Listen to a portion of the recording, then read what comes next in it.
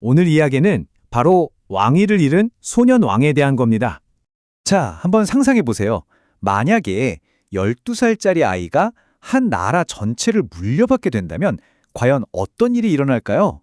조선의 어린 왕, 단종에게 그 대답은 정말 끔찍했습니다. 바로 배신, 그리고 유배, 결국에는 비극적인 죽음이었죠. 지금부터 이 비운의 왕, 그 이야기를 한번 따라가 보시죠. 자, 첫 번째 장입니다. 위태로운 왕좌. 이 어린 왕의 시작은요, 처음부터 정말 불안불안했습니다. 때는 1452년, 아버지 문종이 왕이 된 지 겨우 2년 3개월 만에 갑자기 돌아가십니다. 그러자 당시 고작 12살이었던 어린 세자, 홍의가 왕위에 오르게 되는데요. 이분이 바로 조선의 6대 왕, 단종입니다. 근데 왕이 너무 어렵잖아요. 그러니까 나라에 엄청난 권력 공백이 생겨버린 거예요. 왜 그랬냐면 보통 어린 왕이 즉위하면 대비, 그러니까 할머니나 어머니가 수렴청정이라고 해서 대신 정치를 돌봐주거든요. 그런데 단종은 기댈 왕실 어른이 아무도 없었던 겁니다. 어머니는 단종을 낳자마자 돌아가셨고 할머니도 이미 세상을 떠난 뒤였죠. 그러니 자연스럽게 권력의 추가 왕실에서 어디로 가겠어요? 그렇죠. 조정을 꽉 쥐고 있던 신하들한테로 확 쏠리게 된 겁니다. 이렇게 텅 비어버린 권력의 중심을 차지하기 위해서 조선의 두 거대한 세력이 그야말로 정면으로 부딪히게 됩니다. 한쪽은 야심만만한 단종의 숙부, 다른 한쪽은 조정을 손에 쥔 막강한 신하들이었죠. 당시 신하들이 얼마나 힘이 셌는지를 딱 보여주는 게 바로 이 황표정사라는 건데요. 이게 뭐냐면 신하들이 자기들끼리 회의해서 이 자리에 이 사람이 좁겠다 싶으면 그 이름 위에 노란 딱지를 딱 붙여서 왕한테 올리는 거예요. 그럼 어린 단종은 뭘 했을까요? 그냥 그 위에 점 하나 찍어서 오케이 하는 게 전부였습니다. 사실상 모든 인사권이 신하들 손에 넘어갔다 이 말이죠. 상황이 이렇게 되니까 두 세력이 팽팽하게 맞서는 거죠.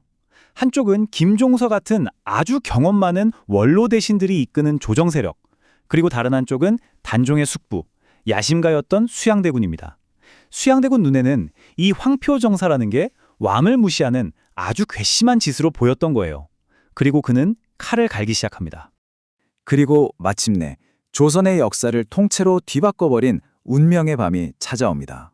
1453년 10월 10일 수양대군이 아주 신속하고 피비린내나는 쿠데타를 일으킵니다. 역사에서는 이 사건을 개유정난이라고 부르죠. 개유년에 나라의 혼란을 바로잡았다는 뜻인데 이건 승자의 기록이니까요. 이 쿠데타가 정말 무서울 정도로 치밀하고 잔혹했어요. 자, 과정을 한번 볼까요? 첫째, 수양대군이 직접 자기 부하들을 이끌고 최대 정적이었던 김종서의 집을 찾아가서 그 자리에서 철퇴로 내리쳐 죽여버립니다. 그리고는 김종서가 역모를 꾸몄다는 거짓 왕명을 만들어서 다른 반대파 신하들을 궁으로 다 불러 모아요. 그리고는 모조리 죽여버리죠. 이렇게 순식간에 군사권과 정부 요직을 싹 다 장악해버립니다. 이때 단종의 나이 고작 13살. 이 끔찍한 피해 축제를 그저 지켜볼 수밖에 없는 힘없는 허수아비가 되어버린 겁니다. 이 쿠데타 이후 단종의 삶은 정말 걷잡을 수 없는 나락으로 떨어지기 시작합니다. 이 타임라인을 보시면 그 몰락이 얼마나 빠르고 비극적이었는지 한눈에 들어올 겁니다. 쿠데타가 일어난 지 불과 2년 뒤인 1455년, 단종은 숙부의 엇박에 못 이겨서 결국 왕위를 넘겨주게 되어 이제 상왕으로 물러나는 거죠. 그리고 그 숙부가 바로 왕, 세조가 됩니다. 끝이 아니었죠. 다음 해에는 단종을 다시 왕으로 만들려던 충신들의 계획이 들통나서 관련자들이 싹 다 처형당하고요. 결국 1457년에 단종은 모든 신분을 다 뺏긴 채 저 멀리 영월이라는 곳으로 유배를 가게 됩니다. 그리고 바로 그해 10월 17, 정말 너무나도 어린 나이에 세상을 떠나고 맙니다. 단종이 처음 유배 갔던 곳이 바로 이 청령포라는 곳인데요. 지도를 보면 아시겠지만 삼면이 전부 깊은 강으로 막혀 있고 나머지 한쪽은 깎아지른 절벽이에요. 배가 없으면 밖으로 나갈 수가 없는 말 그대로 육지 속의 섬이었던 거죠. 완벽한 감옥이었습니다. 단종의 죽음은 지금도 논란거리입니다. 공식 역사 기록인 조선 왕조실록에는 그냥 스스로 목숨을 끊었다 이렇게 짧게만 나와 있거든요. 하지만 대부분의 야사나 민간에 전해지는 이야기들은 세조가 보낸 사람이 목을 졸라 죽였다고 말하고 있죠. 과연 진실은 뭘까요? 비극은 여기서 끝나지 않았어요. 세조는 단종의 시신을 거두는 자는 삼족을 멸하겠다는 정말 섬뜩한 명령까지 내립니다. 그러니까 아무도 버려진 시신을 수습하지 못하고 있었는데 그때 영월의 한 관리가 자기 목숨을 걸고 나선 겁니다. 바로 엄흥도라는 사람이죠. 그가 몰래 시신을 수습해서 양지 바른 곳에 묻어줬어요. 바로 이 용감한 행동 덕분에 훗날 단종의 무덤인 장릉이 만들어질 수 있었던 겁니다.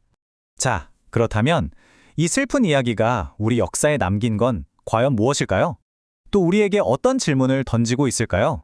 이 사건은요, 그냥 단순한 권력 싸움이 아니에요. 그 이면에는 두 가지 통치 철학이 아주 거세게 충돌하고 있었습니다. 여기 표를 보시면 딱 정리가 되는데요. 세조, 즉 수양대군은 힘을 강조했어요.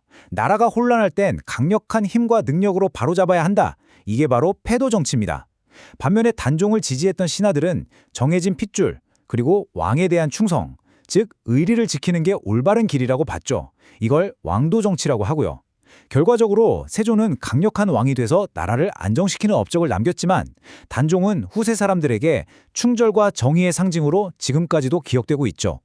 241. 여러분, 이 숫자가 뭘 의미하는 것 같으세요? 이건 바로 왕위에서 쫓겨나 노산군이라는 이름으로 불렸던 단종이 왕이라는 원래 칭호를 공식적으로 되찾기까지 걸린 시간입니다. 무려 241년이에요. 그렇게나 오랜 세월이 지나고 나서야 역사는 비로소 그의 정통성을 인정해 준 겁니다. 그래서 이 이야기는 오늘을 사는 우리에게도 아주 근본적인 질문 하나를 던집니다. 한 나라의 통치자를 정당하게 만드는 건 과연 무엇일까요? 그가 물려받은 고귀한 혈통일까요? 아니면 세상을 휘어잡을 수 있는 강력한 힘일까요? 15세기 조선에서 벌어진 이 비극은 권력과 정당성에 대한 우리의 고민을 지금 이 순간에도 되묻고 있습니다.